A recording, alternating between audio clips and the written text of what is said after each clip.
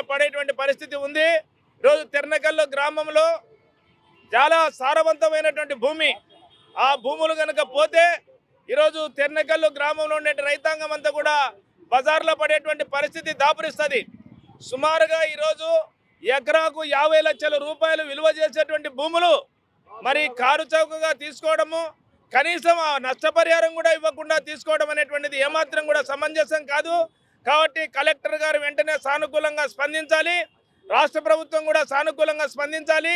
తెర్నకల్లు గ్రామ రైతులకు ఎకరాకు 20 లక్షల రూపాయలు నష్టపరిహారం ఇచ్చిన తర్వాతనే భూములు స్వాధీనం చేసుకోవాలా, అంతవరకు కూడా పనులను నిలిపివేయాలి, పనులను ఏమాత్రం కూడా చేయవద్దని చెప్పేసి మేము ఆంధ్రప్రదేశ్ రైతు సంఘంగా డిమాండ్ చేస్తున్నాం. అదే సందర్భంగా బలవంతంగా మీరు రైతులను బెదిరించి అదిరించి ఈరోజు అక్రమంగా తీసుకుంటామంటే ఏమాత్రం కూడా ఒప్పుకునేటువంటి సమస్య లేదు. ఆందోళన తీవ్రతరం చేస్తాం.